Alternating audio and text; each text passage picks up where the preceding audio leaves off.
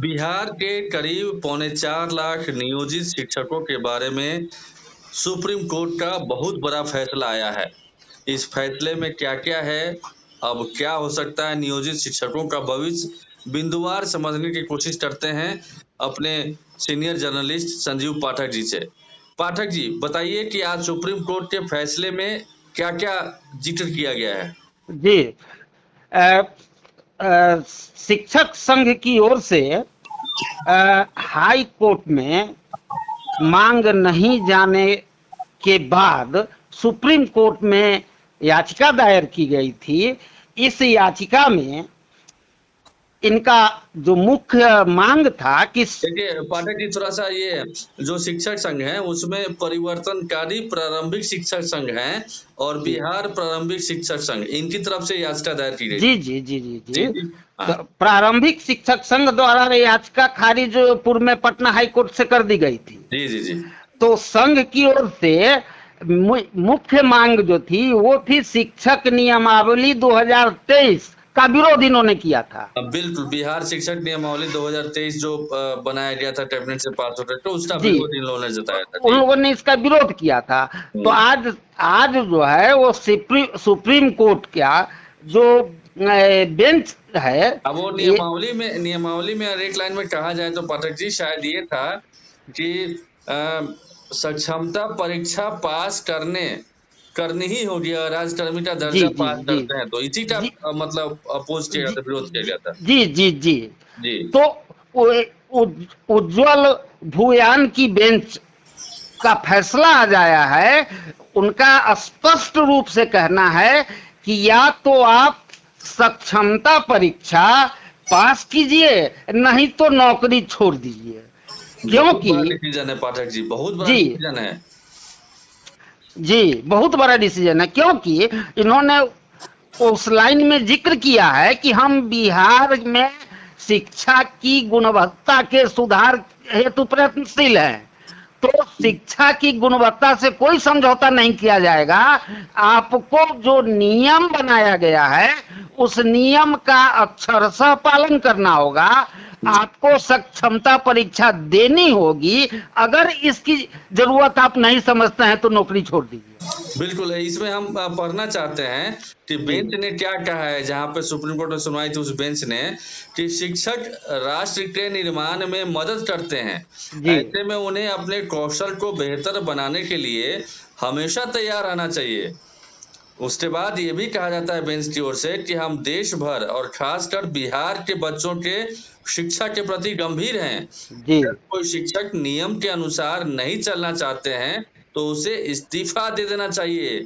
अगर कोई शिक्षक बच्चों के हित में सेवा देना चाहते हैं तो उन्हें सक्षमता परीक्षा देनी ही होगी। ये बड़ा बयान है, बड़ा स्टेटमेंट है सुप्रीम कोर्ट ने फैसले के दौरान जो कहा है। पाठक जी कंटिन्यू। जी, तो सुप्रीम कोर्ट के इस फैसले से बिहार सरकार के द्वारा शिक्षा में गुणवत्तापूर्ण शिक्षा का जो प्रयास किया गया था उस पर मुहर हाई कोर्ट से भी लग गया और आज सुप्रीम कोर्ट से भी लग गया। जबकि पाठक जी थोड़ा सा रोकेंगे हम आपको जी। जबकि जो बिहार सरकार है उसने हलफनामा दिया था हाई कोर्ट में, पटना हाई कोर्ट में, और स्पष्ट किया था कि सक्षमता परीक्षा पूरी तरह वैकल्पिक है। इसे पास करने वाले जो भी हैं नियोजित शिक्षक को, उनको राज्यकर्मी का दर्जा, बीपीएससी टीचरों के समान वेतन और अन्य सुविधाएं मिलेगी। लेकिन जो शिक्षक सक्षमता परीक्षा नहीं देना चाहते हैं उन्हें सरकारी नौकरी से नहीं निकाला जाएगा। ये स्टेटमेंट बिहार सरकार ने दिया था, उसके बाद भी ये डिसीजन आया है। जी, तो बिहार सरकार का रुख लचीला था। बिल्कुल, बिहार सरकार सभी शिक्षकों को समायोजित करने का प्रयास कर रही थी। लेकिन हालांकि वहां भी खारिज हो गया था नियोजित शिक्षकों का जो मसला था पटना हाई कोर्ट में भी। जी जी जी जी, तभी जाकर के सुप्रीम कोर्ट में उन लोगों ने रोक दिया। जी जी, तो प्रारंभिक शिक्षक संघ एक तरफा अपनी मांग मनवाने हेतु अडिग थे। इसके लिए उन्होंने हाई कोर्ट में भी अपनी बात रखी थी। हाई कोर्ट से खारिज होने के बाद सुप्रीम कोर्ट चले गए थे। आज सुप्रीम कोर्ट का यह डिसीजन एक मील का पत्थर है शिक्षा में गुणवत्तापूर्ण सुधार के लिए। बिल्कुल पाठक जी, देखिए उस समय भी हाई कोर्ट में जब ये इस नियमावली का विरोध हुआ था, कई शिक्षक संघों ने आपत्ति जताई थी और शिकायत की थी, याचिका लगाई थी।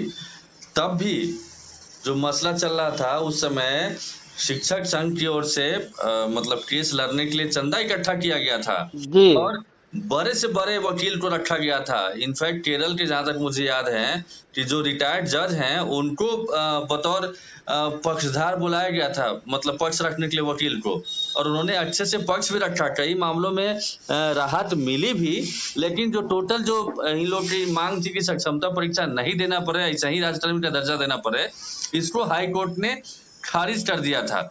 अब थोड़ा सा और स्टेटमेंट हम एलिबोरेट करते हैं जो और उन्होंने जो सुप्रीम कोर्ट के बेंच ने कहा है उसके मुताबिक, अगर सरकार शिक्षकों को बेहतर बनाने के लिए कोई कदम उठा रही है तो उसका समर्थन करना चाहिए। अगर आप इस तरह की परीक्षाओं का सामना नहीं कर सकते हैं तो नौकरी छोड़ देनी चाहिए। और यही नहीं, नियोजित शिक्षकों को सुप्रीम कोर्ट के बेंच ने फटकार भी लगाई है और कहा है कि शिक्षण एक महान पेशा है।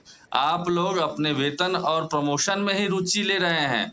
देश में लाखों लोग बेरोजगार हैं और यहाँ आप लोग अपने कौशल को विकसित नहीं करना चाहते हैं। आपको इसे गंभीरता पूर्वक लेना चाहिए या फिर इस्तीफा देकर चले जाना चाहिए। यही नहीं, अदालत ने जो कहा है, बेंच ने जो कहा है कि गांवों के स्कूलों की हालत देखिए, हमारे देश के शिक्षा के स्तर पर नजर डालिए।